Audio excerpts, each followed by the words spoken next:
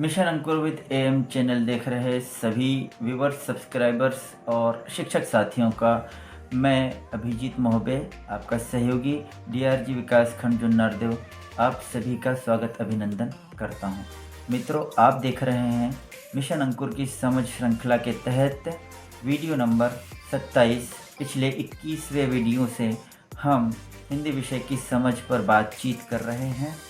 अतः हिंदी विषय का यह 7वां एपिसोड है। आशा है आप इन वीडियो से मिशन अंकुर के प्रति अपनी समझ बनाने में सक्षम हो पा रहे होंगे।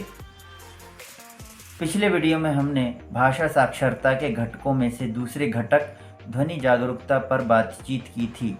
यदि आपने पिछले 2 वीडियो नहीं देखे हैं तो उन्हें देख लें, ताकि आपको पिछले 2 घटकों के बारे में जानकारी प्राप्त हो सके। मित्रों, यह सारे घटक एक साथ कार्य किए जाएंगे, इसीलिए आपको सभी घटकों के बारे में समझना आवश्यक है। आज के वीडियो में हम बात करने वाले हैं भाषा साक्षरता के तीसरे घटक वर्ण पहचान और लेखन, यानी हम अक्षर ज्ञान पर बात करने वाले हैं। आइए आज के वीडियो की शुरुआत करते हैं। सबसे पहले हम देखते हैं कि वर्ण या मात्रा पहचान से क्या आशय है। अक्षर ज्ञान से आशय ध्वनि प्रतीकों के संबंधों को समझते हुए शब्दों, वाक्यों और लिखित सामग्री को समझ के साथ पढ़ पाने का कौशल विकसित करना है। यही अक्षर ज्ञान कहलाता है। एक अक्षर की ध्वनि और प्रतीक की पहचान करवाने के बाद उसे विभिन्न संदर्भों में पहचानने का अभ्यास एवं विभिन्न तरीकों से बनाने का अभ्यास करवाना ज़रूरी है, जिससे कि वह अक्षर उनके मन में ठीक से घर कर जाए। इस अक्षर ज्ञान के माध्यम से बच्चे अक्षर, शब्द, वाक्य को पढ़ना व लिखना सीख पाते हैं। बच्चे अपरिचित शब्दों को भी आसानी से पढ़ना सीख जाते हैं। शिक्षक संदर्शिका में वर्ण ज्ञान से संबंधित परिभाषा एवं विभिन्न गतिविधियां दी गई हैं, जो कि आप स्क्रीन पर देख पा रहे होंगे। जैसे वर्ण एवं मात्रा की पहचान और लेखन, वर्ण मात्रा ग्रिड पर कार्य, जिसमें वर्ण मात्रा पढ़ना और लिखना शामिल है। तीसरा है वर्णों को मिलाकर शब्द पढ़ना एवं लिखना। चौथा है शब्द पठन एवं लेखन। पांचवा श्रुत लेखन। छठवां वर्ण मात्रा ग्रिड से शब्द बनाना और लिखना। याद रखें, वर्ण पहचान और वर्ण लेखन की गतिविधि आपको स्केप फोल्डिंग के घटक मैं करूं, हम करें और आप करें के तहत ही करनी होगी। पाठ्यपुस्तक और अभ्यास पुस्तिका में वर्ण पहचान एवं लेखन की विभिन्न गतिविधियां दी गई हैं, जिनका अभ्यास आप नियमित करवाएंगे। शिक्षक संदर्शिका में दी गई पाठ्य योजना को समझाकर आप वर्ण ज्ञान की गतिविधियां करवा सकते हैं। यह पाठ्य योजना को आपको समझकर वर्ण ज्ञान की गतिविधियां करवाना है। इसी प्रकार आपको सप्ताह के अंतिम दिन वर्ण ज्ञान को दोहराना है। कक्षा 1 व 2 की समस्त गतिविधियां आपको करवानी होंगी। वर्ण ज्ञान के यानी फोनिक्स के अंतर्गत बच्चे क्या क्या सीख पाएंगे, यह भी आप स्क्रीन पर देख पा रहे होंगे। पहला है, बच्चे अक्षरों को पढ़ना लिखना सीख पाएंगे। दूसरा है, शब्द और वाक्य पढ़ना और लिखना सीख पाएंगे। तीसरा है, लिखित सामग्री को धारा प्रवाह समझ के साथ पढ़ना और लिखना सीख पाएंगे। मित्रों, उपरोक्त गतिविधियों का मुख्य उद्देश्य यह है कि बच्चे धारा प्रवाह के साथ और समझ के साथ पढ़ना और लिखना सीख पाएं। आइए अक्षर पहचान की कुछ अतिरिक्त गतिविधियां देखते हैं जो आप करवा सकते हैं। पहला है, पोस्टर, किताब या आसपास अक्षर खोजना। दूसरा है, फर्श पर हवा में अक्षर लिखना। तीसरा है, अक्षर खोजकर उस पर गोला लगाना।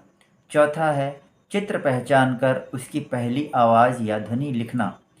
पांचवा है, ज़मीन पर उंगली से अक्षर बनाना। छठा है, अक्षर को देखकर लिखना। तो मित्रों, वर्ण ज्ञान की इन विधियों का प्रयोग करके आप बच्चों को आसानी से वर्ण ज्ञान करवा पाएंगे। आइए आगे बढ़ते हैं और समझने का प्रयास करते हैं कि डिकोडेबल पाठ क्या है और इसके द्वारा हम कैसे पढ़ना एवं लिखना सिखाएंगे। देखते हैं कि डिकोडेबल पाठ क्या है और इसका महत्व क्या है। लिपि को योजनाबद्ध और संरचित तरीके से पढ़ाया जा सकता है। इसके लिए इन्हें पहले वर्ण अक्षरों को समूहों में विभाजित किया जाता है और फिर डिकोडेबल बनाया जाता है, ताकि पढ़ाए गए वर्ण या अक्षर का उपयोग करके पाठ को पढ़ने का पर्याप्त प्रदर्शन और अभ्यास सुनिश्चित किया जा सके। इससे बच्चों को शब्दों को उनकी अर्थपूर्ण उपयोग में पढ़ने और समझने का अवसर मिल जाता है, साथ ही पढ़कर समझने के तरीकों से भी परिचित हो पाते हैं। मान लीजिए कि हमने बच्चों को अब तक निम्नलिखित 22 मात्राएं या अक्षर सिखाए हैं। यह आप स्क्रीन पर देख पा रहे होंगे, और इन अक्षर या मात्राओं का उपयोग करके एक पाठ बनाया जा सकता है जिसे बच्चे आसानी से पढ़ पाएंगे। यह आपको स्क्रीन पर दिखाई दे रहा होगा। तो इन अक्षर मात्राओं का उपयोग करके सिर्फ शब्द ही नहीं, कहानी बनाई जा सकती है और बच्चे समझ के साथ पढ़ सकते हैं। अब देखते हैं कि डिकोडेबल पढ़ना सीखने और समझने से क्या लाभ होते हैं। पहला लाभ होता है कि बच्चे पढ़ाए गए अक्षरों का अभ्यास कर पाते हैं, अर्थात उन्होंने जो भी वर्ण अक्षर या मात्राएं सीखी हैं उनका अभ्यास करने का अवसर मिल जाता है। दूसरा है बच्चे प्रभावी गति से पढ़ते हैं, क्योंकि बार बार पढ़ने से स्वचालितता यानी ऑटोमेटिसिटी और प्रभावी गति से पढ़ने में मदद मिलती है। तीसरा है बच्चे नई शब्दावली सीखते हैं। बच्चे नए शब्द सीखते हैं जिनका वे सार्थक संदर्भ में उपयोग करते हैं। चौथा है बच्चे जो पढ़ते हैं उसे समझने लगते हैं, क्योंकि कहानी पर चर्चा से बच्चों में शुरू से ही समझने की क्षमता में सुधार होता है।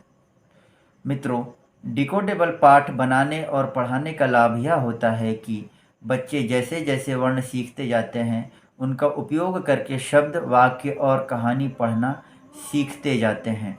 हमको उन्हें पूरी वर्णमाला और 12 घड़ी सिखाने की आवश्यकता नहीं होती, बल्कि वे बड़ी आसानी से प्रारंभ से ही समझ के साथ पढ़ना सीख जाते हैं। कुछ मात्रा और शब्द को पढ़ाने के बाद उन अक्षरों और मात्राओं से बनने वाले शब्दों से आसान, पढ़ने योग्य छोटी कहानी बनाई जा सकती है, और उसके बाद से बच्चों के पढ़ने और पढ़कर समझने पर कार्य किया जा सकता है। एक कहानी पर हम 3 हिस्सों में काम कर सकते हैं। पहला, कहानी पढ़ने से पहले। दूसरा, कहानी पढ़ने के दौरान। तीसरा, कहानी पढ़ने के बाद। इसके दौरान हम किस हिस्से में क्या कार्य करना है, यह आप स्क्रीन पर देखकर समझ सकते हैं, सीख सकते हैं। और अधिक जानकारी के लिए आप शिक्षक संदर्शिका और अभ्यास पुस्तिका से निर्देश पढ़ सकते हैं। तो मित्रों, हमने आज भाषा साक्षरता के तीसरे घटक वर्ण ज्ञान पर विस्तार से बातचीत की है। आशा है आपकी समझ बनी होगी। यदि वीडियो में कुछ अच्छा लगा हो तो वीडियो को लाइक एवं शेयर करें, चैनल को सब्सक्राइब करें और बेल आइकन दबाएं। इससे आपको अगले वीडियो के नोटिफिकेशन मिल जाते हैं। अगले वीडियो में हम बात करेंगे भाषा साक्षरता के अगले यानी चौथे घटक पर। तो मिलते हैं अगले एपिसोड में। तब तक के लिए आप सभी को नमस्कार। जय निपुण भारत, मिशन अंकुर जिंदाबाद, वंदे मातरम।